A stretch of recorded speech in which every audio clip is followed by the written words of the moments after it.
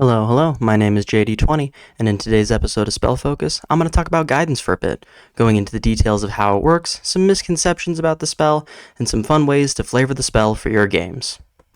Guidance is a cantrip for clerics, druids, and artificers that requires a casting time of one action with a range of touch, verbal, and somatic components, and is a concentration spell for up to a minute from the divination school. When you cast guidance, you give the individual that you touch a d4 that they are able to add to the next ability check that they make. Once they do so, your concentration on the spell ends.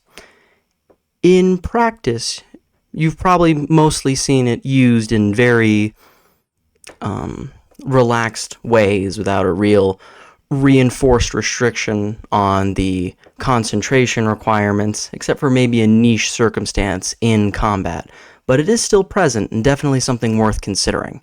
In addition, the range of touch requires a very specific mindset to keep in mind for scenarios like battles, where you do need that physical proximity. And if you want a individual nearby to help you out with skill checks, best to bring along a cleric, druid, or artificer most especially, to get some of those benefits in the buddy system. Now, being a cleric, druid, or artificer is not the only way to achieve these cantrips. As I mentioned in the previous episode, there are feats like Magic Initiate and Spell Sniper that can allow you to take these cantrips even if they aren't on your spell list, or if you don't even have a spell list at all. But unlike Eldritch Blast, Guidance is very much a utility cantrip, and you're not really getting a lot of the same benefits from these feats that you might for some of the damaging cantrips, unless you're looking to gain additional spells as well. Now, in addition to the specifications of concentration and touch, the Guidance cantrip can only affect skill checks, ability checks.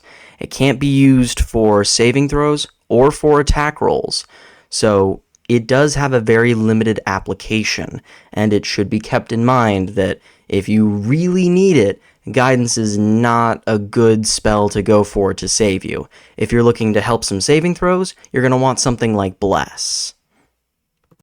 Now, the 2024 playbook material, on the other hand, changes Guidance up a little bit, making it a reaction casting time that you take in response to you or an ally within 10 feet of you failing an ability check.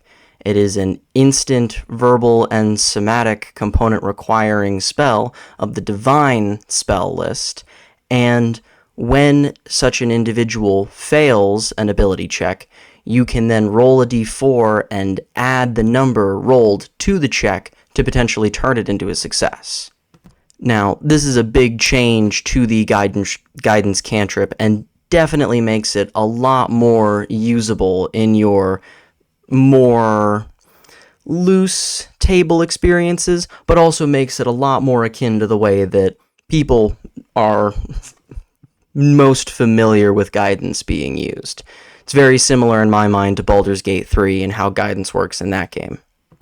As long as the 2024 playtest material does not change, you're going to be looking at a guidance that has a very nice buff with that little bit of extra application that is quite enjoyable.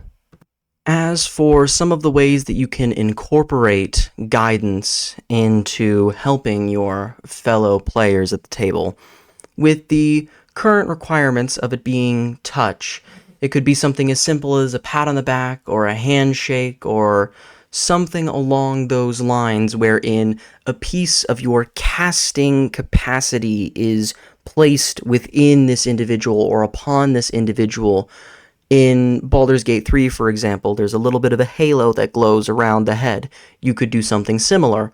Or if you are a druid of a more nature-aligned aspect, you could have like a little leaf that appears on their shoulder, or some ivy that begins to grow along the hand to assist with a sleight of hand check. For clerics, on the other side of things, you could have this sort of power be an embodiment of whatever deity they serve. channeling some of the symbolism and some of the energy of whatever your domain happens to be. For intimidation checks, perhaps some thunder could leave the voice and echo the words spoken. Or if you're making a stealth check, perhaps the twilight of night could aid in the illusion of how this individual moves about the shadows. There are a lot of different ways of adding some of these extra bits of flavor, but I would always recommend, with guidance and with giving descriptions for what other player characters are doing, always make sure that you do not overshadow the person whose role it actually is at the table, unless they're okay with you doing that. Run it through the player first if you're really unsure as to whether or not it'd be okay, but always make sure that your descriptions benefit the table and don't simply place yourself above the individual that you're helping out with some of these roles here and there. Additionally, depending on whether or not you have any in your setting, artificers are also granted the capacity to cast guidance. And for them, I would recommend doing something a little similar, incorporating some sort of aspect of how their subclasses or the very class themselves utilize some of the abilities and buffs that can be given. For example, a battlesmith might send a steel defender to give a bit of a extra body for an intimidation check, or might help with acrobatics. You could also include things like gears or some sparks of a more arcane energy in allowing the individual receiving these benefits to have that little extra bit of artificy flavor that is relatively infrequent in D&D. Of course, if you wanted to, as a bard, you can utilize magical secrets to gain the ability to cast guidance as well. And if you are choosing to do so, the bard is a more performative character. You should go for things that sort of invoke perhaps music or an arousing speech that provides just that little bit of extra emphasis and benefit to the player. Not very unlike the way that you might play a bardic inspiration at the table, providing that little bit of a piece of assistance for other players to utilize at their desire.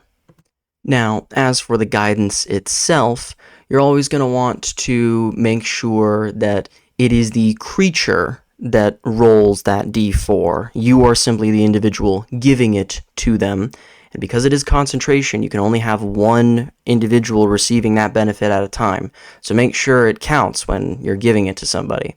But if you have a class that doesn't necessarily get guidance as immediately, if you have to take a feat for it, one of the safer bets of playing guidance could be as simple as a little flitter of light that is in some way present upon the person that contributes in a noticeable but minute way to allow this individual to receive the benefit of the spell in their ability check. For those classes that would not otherwise get it, I would personally recommend, if you are looking to have a character take on the role of helping others out with guidance, make sure that it's an individual that won't be using their concentration in more important situations outside of combat. But in the grand scheme of things, if you're picking up feats like Magic Initiate or Spell Sniper, you're going to be getting some other cantrips and spells in addition to guidance. You'll have plenty of options for you at the table, and most likely, depending on party balance, there's already going to be someone with the ability to cast guidance at the table. But if not, you can look for some feats or for some subclasses like Divine Soul Sorcerer that may have access to it, and throw in that little bit of flavor from where you bring that guidance from. Most importantly with guidance, you do always want to make sure, if you are adding some of these grandiose descriptions that you don't overtake the person who's describing them in the first place. Always add it, like a little d4 to the d20 that they roll.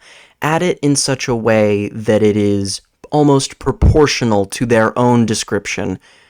But perhaps if it makes the difference in a check, depending on how much your DM informs you, you could ask that player's permission to have your guidance have that little bit of extra emphasis and describe how perhaps in a stealth check they would have been spotted if not for a cloud that passes by, or they are searching for some sort of tracks and the bushes simply part ways to reveal where these tracks are hidden.